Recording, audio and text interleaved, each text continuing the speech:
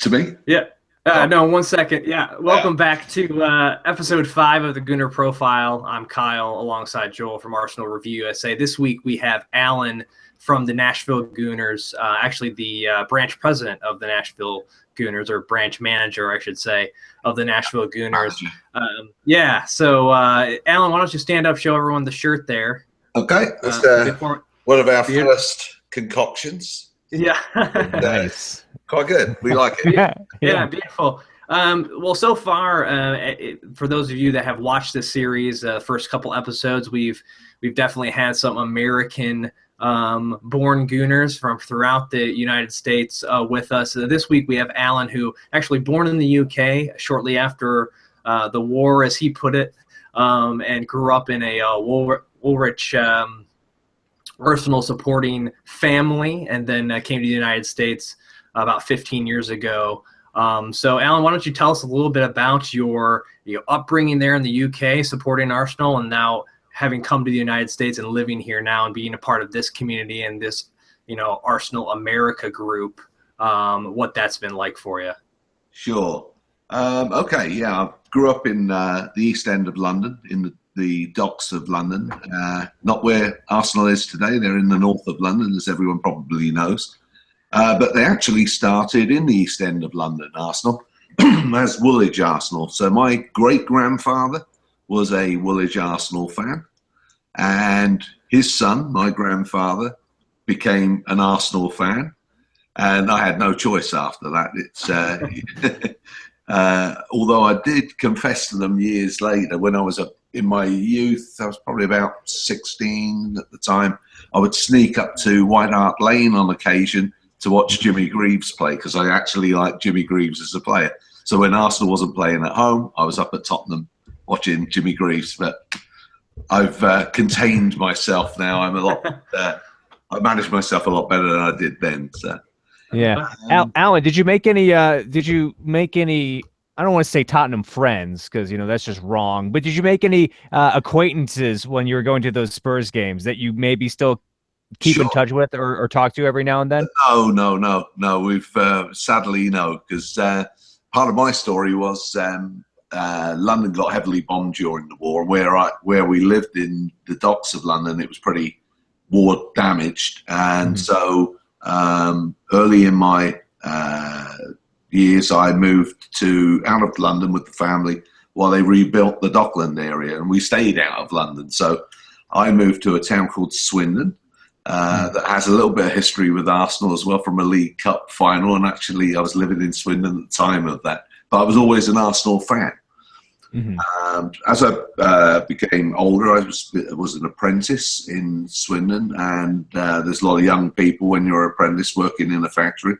I organised coach trips or buses down to London to watch Arsenal, and then in the night we would do the clubs and do what young boys do when they're on the town. So I think I was converting people to Arsenal fans back in those days. Yeah. So Alan, obviously having grown up over time, football's changed a lot from even probably since you've moved here to the United States. What's been the main difference between supporting Arsenal as a boy and kind of coming from an upbringing where your entire family supports them? I mean, football is just simply a way of life in the UK, still more so than it is here. To, I guess, how have the fans changed? How have you supporting the club changed since you've moved to the States and acclimated yourself to the, kind of the way we do it here, early mornings, breakfast at the pub sort of thing when the games are on? Yeah. It's interesting. I think the game's changed, the fans have changed. All the while I was there in England, and all the while since I've left England, which was 16 years ago. What I found here in the United States was, quite surprisingly to me, was quite a following for the game. I think the modern game has really caught the attention of people here in the United States, and I think part of the problem was back in the day. It was probably less the case because it was less of an attractive proposition to people here in the United States. So I think people have got caught up in the game. They get caught up with the songs and the general fun of supporting the team and having some camaraderie with other people in the bar. We've got a very good bar in Nashville at the Fleet Street Pub. Give them a shout out. And we've got a very good group of fans in Nashville, and it's quite an eclectic bunch of people. We've got a lot of people, younger people who've attended or attending some of the universities or establishments around the city, and we've got some older fans as well. And they've all got different stories to tell as to why they became Arsenal fans, and I'm constantly intrigued by those stories. But they're great fans, and I don't see a real difference between them and fans in the UK. Alan, who would you say is more impatient with Arsenal's form, UK fans or fans in the US? Well, no, I think there's impatience has crept up everywhere. So I'm not going to point any fingers of blame to anyone. There's no blame to be had, but I think older supporters like me who've gone through some of the not so high times at Arsenal and gone through sort of long periods of not winning anything are used to the pace of achievement in the game. Mm-hmm. Sure. And I think what we've got in the modern supporter is people who are more impatient. They expect something every year. You've got to get a cup or win the EPL, and I try to say no, it doesn't quite work that way. If we get there, it's fantastic, and we'll live on that story for years. That's what it's about to me. So it's different in that respect.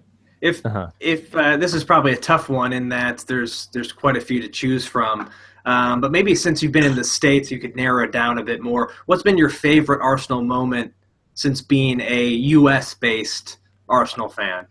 Oh wow, what's my favorite Arsenal moment? Or maybe favorite, top 2 or 3. Maybe. I think going the whole season without a loss. It has to be that whole season, and as it went on and towards those last games, you were biting your nails with every game. And there were so many draws in those last few games. It was close. Yeah. So I think it wasn't any one particular moment. It was that tail end of that particular invincible season. Can we do it? Yeah. Can we go a whole season without a defeat? Yeah. 49 games worth of moments. Exactly. Yes. Yeah. But I would guess my most sort of the thing that's branded in my brain to this day was the Michael Thomas goal at Liverpool when we won the league that night in the dying minutes of the game. Oh my God, I'd never ever forget that, and the people I was with. And it was Alan, where were you? Were you in Nashville then, or somewhere else? I was in England, and I was. Oh, you're back in England. Okay. Around my parents' house watching the game on TV, and I nearly broke their TV that night because I dived across the room and I stumbled on something and I grabbed the TV, and fortunately it didn't crash to the floor, but it was pretty wild in there. We was all cuddling and shouting. So I'll never forget. Mm-hmm. Good. Well, Joel, if you have something else, we could certainly ask it. Otherwise, like we've said to all our guests, Alan, we could certainly talk for probably another hour on all things Arsenal. But I think we'll leave it there. I really appreciate your time. Best of luck to the group there in Nashville. Hopefully, Can we give them a shout out? They're a really good group. We've got new scarves there at Nashville that the gang has produced. They're fantastic, and we do scarf swaps when people come to our pub. And come on down. We love to see you all. Yeah, perfect. Yeah, and Alan, what was the name of the pub again? Was it Fleet Street? Fleet Street Pub, and it's in Printers Alley in Nashville. In fact, it's in quite a famous part of Nashville. It's the old red light district. Okay. All right, so perfect. Yeah, and easy to find. Yes. Yeah, and we'll give you plenty of promotion here as we move forward with this show and all that on social media too. So we'll definitely be in touch there. We appreciate your time, and we'll talk soon. Thank you. All right, take care. Yeah, cheers now. Show the show. Bye-bye. All right. Well, we ejected him before the shirt could be shown. Yeah, well, he got the shirt. It's a new low for the Arsenal Review USA podcast, but you saw it before, and you know what?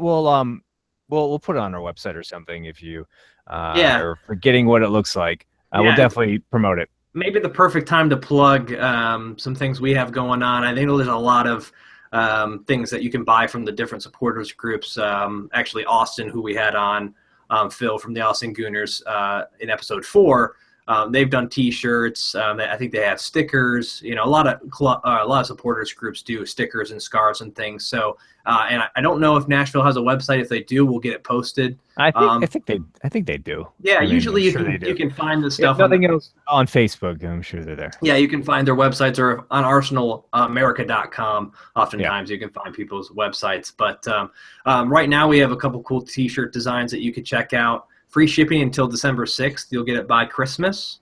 They're like $16, so they're super cheap.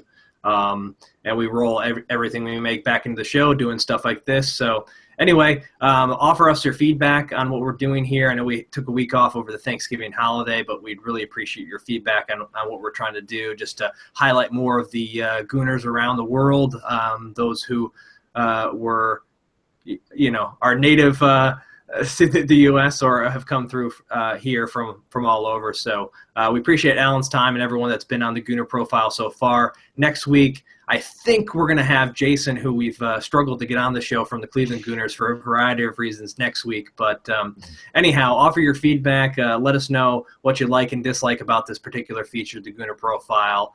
And don't forget to subscribe and check out the links down below here as well. So we'll see you next week. Thanks for joining us.